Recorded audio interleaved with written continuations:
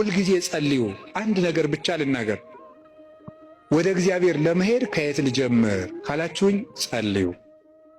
መንፈሳዊ ሕይወት ከየት ዛሬ ምናልባት ዛሬ ብቻ ቃለ እግዚአብሔር የምትሰሙ ሰዎችም ትኖራላችሁ። ዛሬ ድንገት የመጣ መጥቶ የማያውቅም ሊኖር ይችላል። መንፈሳዊ ሕይወት ከየት እንደምጀምር ግራ ገብቶኛል ካላችሁ መንፈሳዊ ሕይወት መጽሐፍ ቅዱስ ሂድና አጥኑ ወይም እንደዚህ አድርጉ ወይም እንደዚህ አይደለም። መንፈሳዊ ሕይወት መጀመሪያ ከጸሎት ጀምሩ። በቃ ሌላ መጀመሪያ አባታችን ሆይ በቃ እሱም በሉ። ከዛ ቤተ ክርስቲያን ውስጥ ተሳተፉ፣ አስቀድሱ። ከዚያ በኋላ መጽሐፍ ቅዱስን በደንብ ተማሩ። እነዚህ ሶስቱ ሁልጊዜ የቤት ሥራ እሰጣችኋለሁ፣ እኔም እናንተም ታደርጉታላችሁ። አሁን ዛሬ መልሼ ልሰጣችሁ ነው። ከዚህ በኋላ በሄድኩበት ሁሉ እናገራለሁ፣ ሰው ቢሰለችም ባይሰለችም። እንደ ከርቤ እስከምትመር ድረስ ተናገር ብሏል አንድ የቤተ ክርስቲያን አባት። እሺ አንደኛው በቀን እንድታደርጉት ሁልጊዜ ነው የምነግራችሁ፣ እዚህ መድረክም ተናግሬያለሁ። አንደኛው በቀን አንድ ምዕራፍ መጽሐፍ ቅዱስ አንብቡ። ሁለተኛው በቀን ቤተ ክርስቲያን ሳትገቡ አትዋሉ።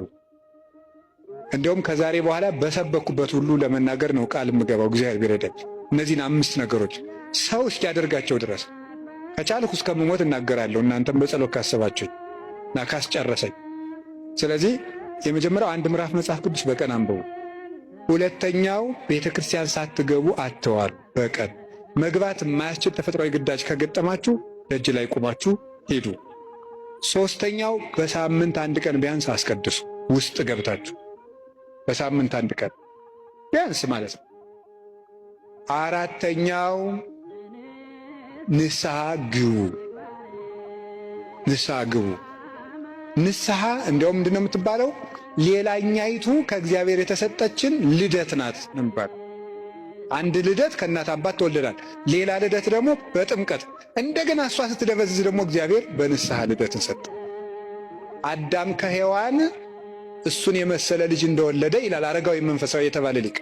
አዳም ሔዋን ከምትባል ሚስቱ እሱን የመሰለ ልጅ እንደወለደ ክርስቶስ ከንስሐ ማኅፀን እሱን የመሰሉ ልጆችን ይወልዳል ይላል። ደስ አይላችሁም? አዎ፣ እዚያ ንስሐ ማኅፀን ውስጥ ገብተን እንደገና ክርስቶስን የመምሰል አባታችን እግዚአብሔርን የመምሰል እድል አለን። እሱ የመንፈስ ቅዱስ ጉልበት ስለሆነ ነው አቤቱ ጉልበቴ ሆይ እወድሃለሁ እንድንል የፈለግኩት። ንስሐ ግቡ። የመጨረሻው ጸልዩ። ሳትጸልዩ አትብሉ። ሳትጸልዩ እቤት አትውጡ። ብትችሉ ስግደት ስገዱ።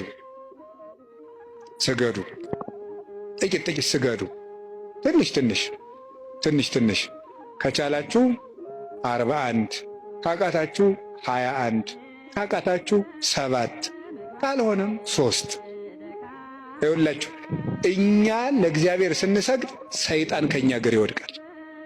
ሰው ለእግዚአብሔር ሲንበረከክ የሚያንበረክኩት ከእሱ ስር ይንበረከካሉ። ዳዊት ለእግዚአብሔር ይንበረከካል፣ እግዚአብሔር የዳዊትን ጠላቶች ለዳዊት ያንበረክካል። አመሩ ይሄ ነው። እኛ ለእግዚአብሔር እንንበረከክ፣ የሚያንበረክኩንን አጋንንት ደግሞ እግዚአብሔር ያንበረክካቸዋል። ሰው ለእግዚአብሔር ሲንበረከክ ትልቅ ነገር ነው። ስለዚህ ጥቂት ስግደት በቀን ስገዱ። ጸልዩ። ጸሎት አታቋርጡ። ለጸሎታችሁ ደግሞ ቀመር አታብጁለት። ማለት ምን ማለት ነው? ዛሬ ንጹህ ነኝ ልጸልይ፣ ዛሬ ረክሻለሁ አልጸልይም። በቃ ሁልጊዜ ዝም ብላችሁ ጸልዩ። ሁልጊዜ ጸልዩ። ይህን ያደረግን እንደሆነ እግዚአብሔር ጉልበት ይሆነናል ብላችሁ ፈልጌ ነው። መድኃኔዓለም ለሁላችንም ጉልበት ይሆነን። የትንሣኤውን ብርሃን ለሀገራችን ያብራልን። የጨለመብንን ነገር ሁሉ በትንሣኤው ብርሃን ያርቅልን። ለተጨነቁ ሁሉ መድኃኔዓለም ሰላምን ይስጥልን። አቤቱ ጉልበቴ ሆይ እወድሃለሁ።